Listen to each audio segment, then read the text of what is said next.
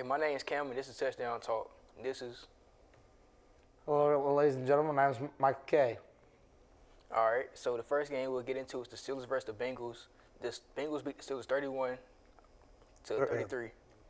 Aaron Rodgers had 4 touchdowns, and they were all the tight ends, and he also had 2 picks. We thought this would be the Unk Bowl, ladies and gentlemen. Ladies and gentlemen, it was not the Unk Bowl. Had Perk Rogers throwing chucks down the field, and they got Joe Flacco here leading game-winning drives. Our very own Clemson T. Higgins catching the ball, going down, be able to kick the field goal when it was just one of those unexpected Thursday night games. We thank you, Roger Goodell. We don't know what you're cooking up in that script booth, but we know you're cooking up something. Yeah. Joe Flacco had 342 yards and 3 touchdowns, and Jamar Chase had 16 catches, 161 yards, a touchdown. He had the most catches in a game for the Bengals, like in history. Chase Brown also had a nice bounce back. I'm glad he did for my fantasy league. He averaged 9.8 yards per carry instead of like the 2 or whatever he was averaging before this game.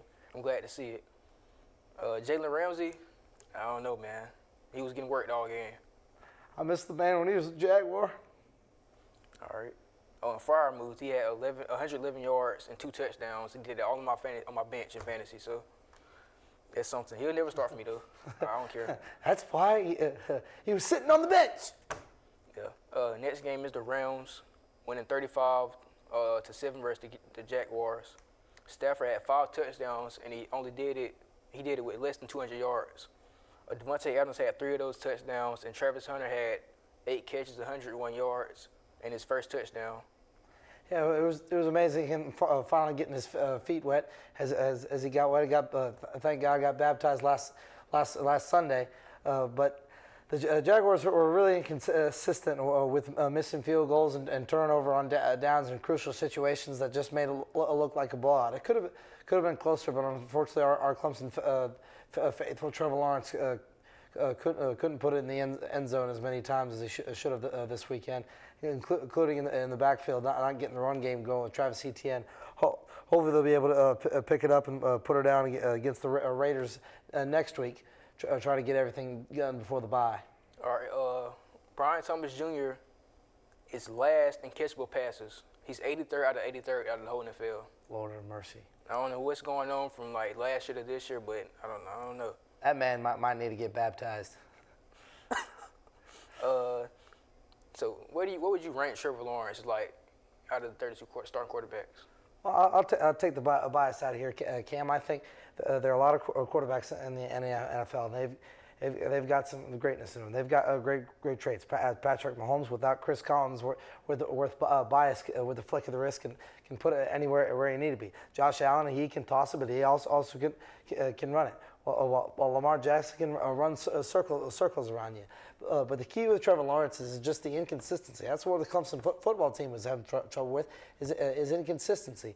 If Trevor Lawrence can put a consistent game each and every game, they're a guaranteed playoff team. But if he can't put all the bricks together, then that Lego is just going to fall apart.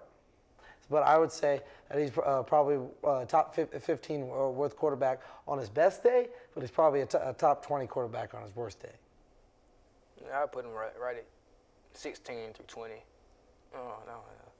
He's like, it's been 5 years. Like, he was supposed to be a generational talent. He's not that. Now, Mac Jones is out here proving his worth. Good Lord. Yeah. Next, we got the Raiders getting shut out against the Chiefs 31-0. I knew this game was over with on the second play when the Raiders threw like a 2-yard, no, the third play, they threw like a 2-yard flat route instead of, I don't know what they were doing. And they had Ashton Jeanty get 1 carry out the whole first quarter. Yeah, awesome to see him back in his Michael Myers stance, but Michael Myers ain't doing any damage trying to get through that weak offensive line. If he gets just the blocks he needs, he's gone. But unfortunately, the Raiders could not get the ball going, and the Chiefs had this very odd trick play where Holmes turned to the sideline to Reed and said, "This never freaking works," and then they go ahead and run it. Just another one of those crazy Chiefs plays we always argue that the refs let go. I appreciate the censor. I don't want to get canceled. What? I appreciate you censoring what he said. I don't want to get canceled. Yeah. The Raiders, they had 95 total yards out the whole game. Whoosh. Yeah. They're Brock Bowers is out and Jacoby Myers is out. I'd assume you think about running the ball, but obviously Chip Kelly had different ideas. You have Genty getting, I think he had 6 carries out the whole game. Yeah, that's like 6 carries for being a 6 pick. You just don't use them. Chip Kelly, hot and cold like Katy Perry. Okay. Rashee Rice had 2 touchdowns in his first game back from his legal thing. Next, we got the Patriots versus the Titans. The Patriots won 31-13. Drake May is his nickname, I think. That's his nickname, Drake May. Drake May, why? That's what it is. That's what Drake May Lover says. Drake May broke the completion percentage record for the Patriots. That is crazy. How do you break one of the greatest quarterbacks of all time in Tom Brady in completion percentage? That is nuts. That could be the second coming of Tom Brady. There's like no way that this man's going to lead in the playoffs and beat Indiana Jones or beat that Chris Collinsworth Glazer Mahomes. Yeah. Vabril, I think he hates Travion Henderson, and I don't know what Ramondre Stevenson does to keep getting carries, but I don't like it. I'd have Travion Henderson in fantasy. I need him to get some touches, man. He was out-touched by Terrell Jennings. You know what Terrell Jennings is? No, sir. Exactly. Why is he getting more carries than Travion Henderson? Cam Moore had another slip-up. I was looking at the production back there. We have a Titans fan back there. We pray for him every single day. I love the Titans, though, man. Whenever they play, I get the defense that's playing them in fantasy, and I pick them up and start them. That's how you win in fantasy. Pick up whoever's playing the Titans and pick up their defense. As nonchalant as they were back in Miami. The Eagles beat the Vikings 28-22. Jalen Hurts had 3 touchdowns. Devontae Smith had 9 catches for 183 yards and a touchdown, and A.J. Brown had 2 touchdowns. Carson Wentz forgot what team he was playing for, and he had 2 interceptions. Unfortunately, he couldn't do that, or the Eagles couldn't get the run game going because Minnesota had a guy diagonal trying to stop the tush push. Guys, I know we're trying to stop the tush push out here, but we got to keep players safe. You know, we might just have to toss a guy over, but I don't know. I think we ought to keep the tush push in there. No homo. We'll let the play stand. Something was said back there. I don't know what they said. What? They said something back there. Saquon Barkley averaged 2.4 yards per carry this game, and the tush push, like, I don't mind the play. It's like they false start every time though, so like they don't call it false starts. So I think this is a problem. The Eagles have become the new Chiefs.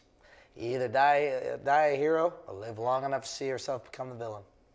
The Colts beat the Chargers 38-24. Daniel Jones had 2 touchdowns. Jonathan Taylor had 3 touchdowns. This is the third 3-touchdown game of the season. Rondo Gadsden had 164 yards and 1 touchdown. Rondo Gadsden, who in the world is that? Ricky tight end for Syracuse. All right. It's a basketball school. I mean, he was hooping. Justin Herbert had 2 interceptions, but he kind of evened it out. He had like 3 touchdowns, I think. Yeah, 3 touchdowns. The Chargers fell off. I mean, you look at the stretch of games they played for pretty formidable opponents, but over the last 1 and 3 going by the Chargers, they've had close losses against really bad teams, and their only win is like a 2-point win over Miami, a game-winning field goal. Like, you got to put it away against Tua, who you know is not right in the head. So you got to put him on the ground with a couple more sacks or do something.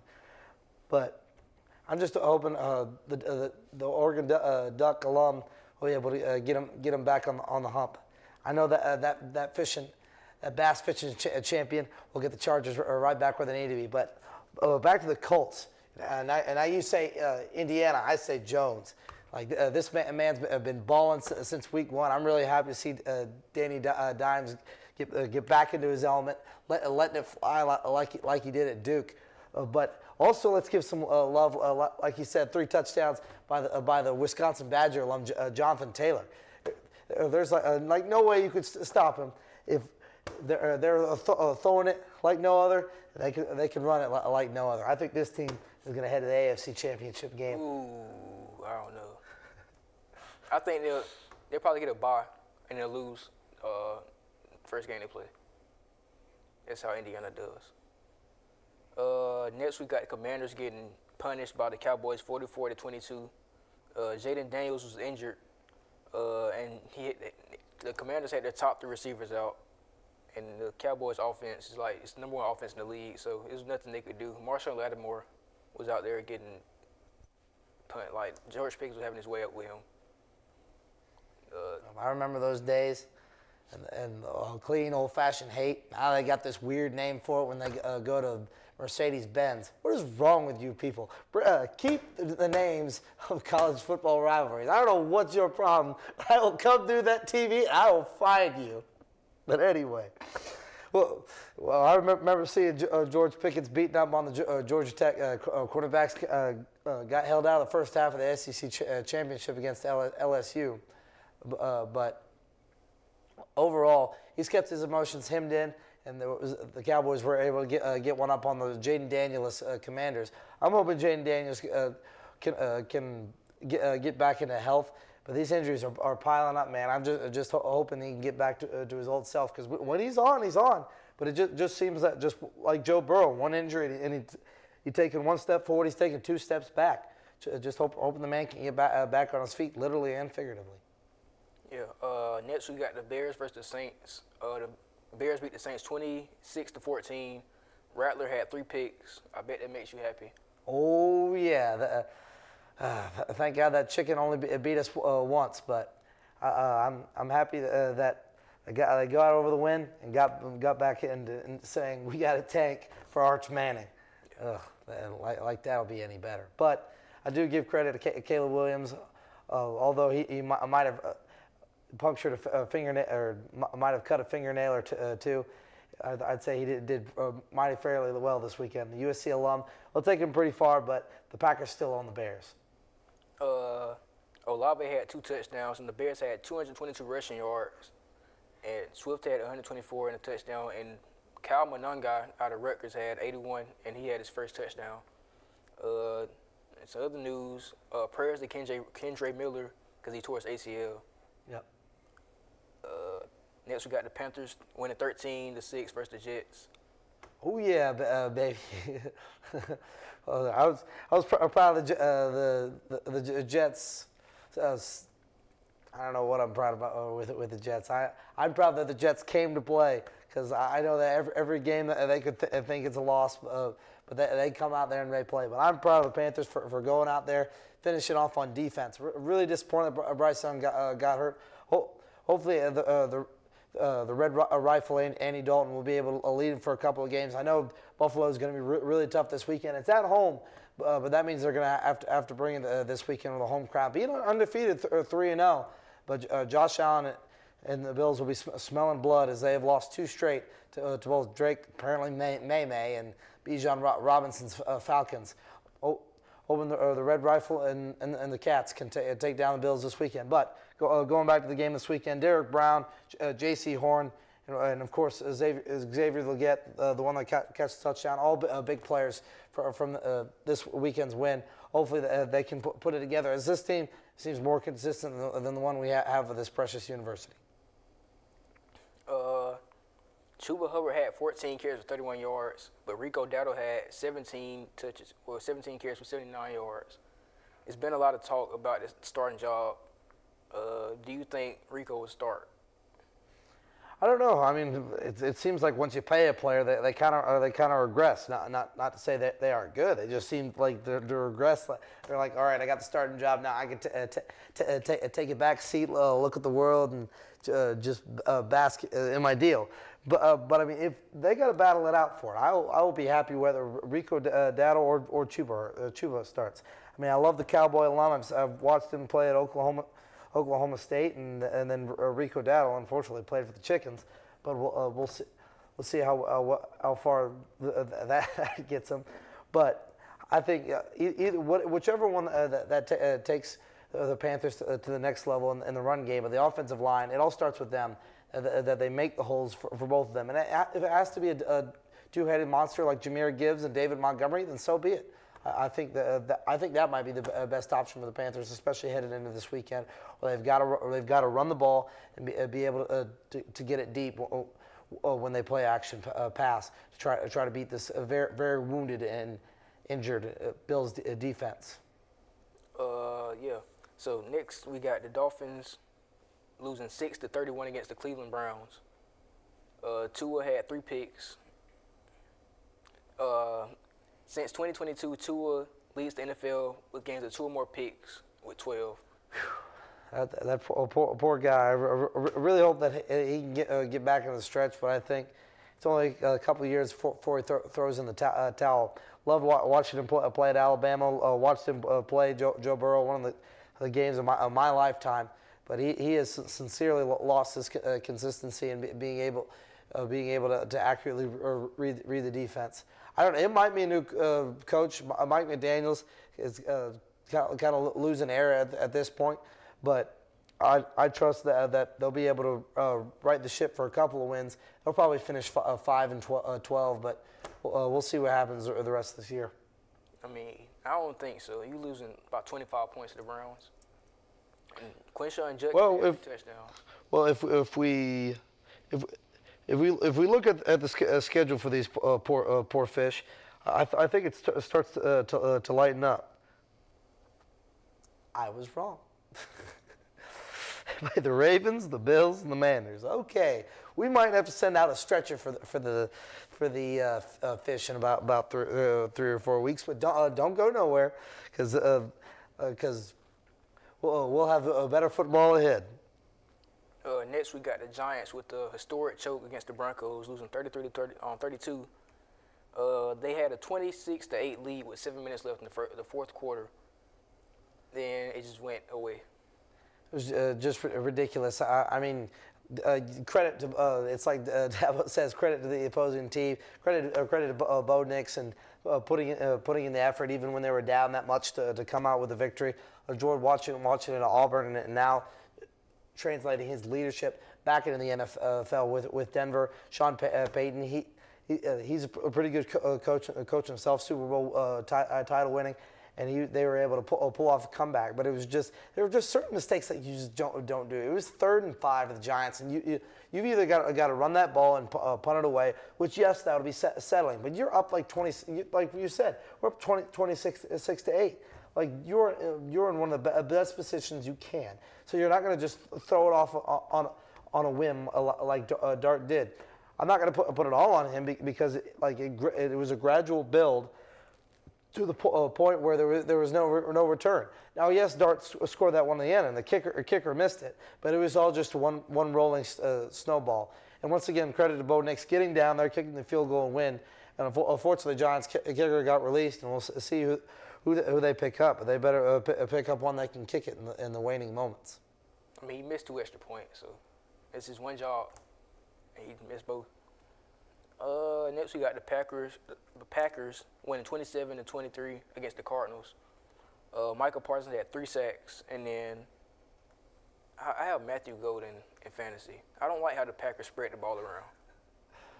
I just don't like that. Matthew Golden, man, he was one fast and one electric player at the University of Texas, and he was just flying across the field when Ewers can just find him either down the sideline or in the end zone.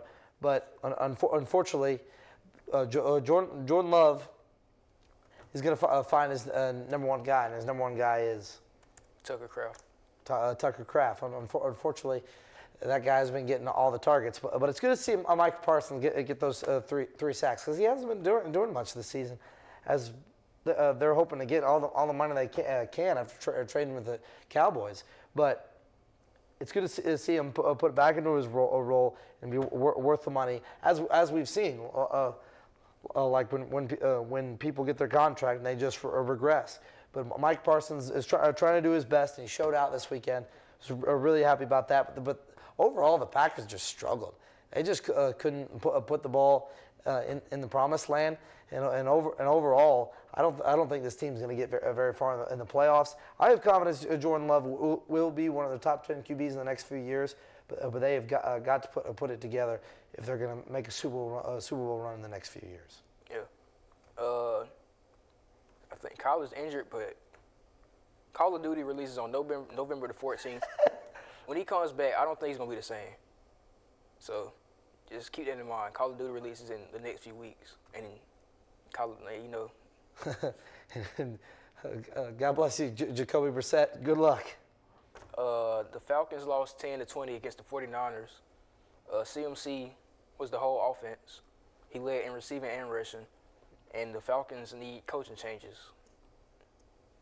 Well, it's good to see the Tree alum being able to take it across the field, being as fragile as a piece of paper. But we'll see if he can keep it up the rest of the season. Now, it's no crap on him, but it's just if he can't stay healthy, then the Miners' offense could be very much in danger of even making the playoffs. Yes, Mac Jones can be good. Like his magical game against the Rams early in October, but he's a pretty inconsistent quarterback with only one playoff appearance in the last 4 years. I believe he could possibly do it, but there's no way that if he plays mid-great, that they're going to be able to put together some sort of a playoff contender. I think CMC is going to stay healthy because he's sucking the rest of the health out of the rest of the NFL. The Bucs lost 9-24 against the Lions. I think it's really just like injuries for the Bucs. Got Bucky Irvin out, Mike Evans got hurt, and Godwin was out. Prayers for Mike Evans. Yeah, but for the Lions, Jahmyr Gibbs had 218 total yards and 2 touchdowns. So whoever had him in fantasy is a very happy person. Yeah, I was really happy to see the Lions get the run game going. Jahmyr Gibbs and David Montgomery, and the awesome Spider-Man Superman pose, one of the best since the upside down on the head pose. But going back to the game itself, I know that Baker Mayfield didn't look good with anybody around him, but I don't think he'll be able to keep it around for this long. But I do have confidence that the Bucs will be able to put it together. Over the Panthers will be able to knock them off. But I think that the Bucs will probably win the NFC South. Now, will they go deep in the playoffs? It depends. It depends if the Eagles are hot. It depends if say the Manders finally put it together. But I think that they have a strong contention. But I was really proud of with Detroit defense coming to play, knowing that there was blood in the water with people injured. But also being able to play complementary football, being able to drive it down the field, and being able to stop them on defense. Hopefully the Lions can keep this up. I believe that they have a much harder schedule. I think actually it starts to lighten up because I mean they've played the Ravens, they've played play the Chiefs. Well, when they were healthy. It's going to get harder when they got the Manders and they got the Eagles and they got the Giants and they got the Packers. So it's going to be a strong test to see if, oh man, what's his name? Dan Campbell can keep this team together, try to pull it together. They won't get the number 1 seed like they did last year. Last year, an amazing season. But I think a 2 or 3 is definitely in order for the Cats in Motor City. Yeah. Last game we're going to cover is the Texans losing 19-27 against the Seahawks. The main thing I took from this, the Texans have no offensive identity at all. They can't run the ball. They can't really throw the ball. The O-line is awful. It's like when CJ Stroud, I don't blame him. You can tell he's not comfortable back there. But when he has time and he makes a play, the receivers got to help him out. It was one play where he threw he stepped up in the pocket and threw it. Nico Collins, it's your number 1, your go-to guy, and he dropped it.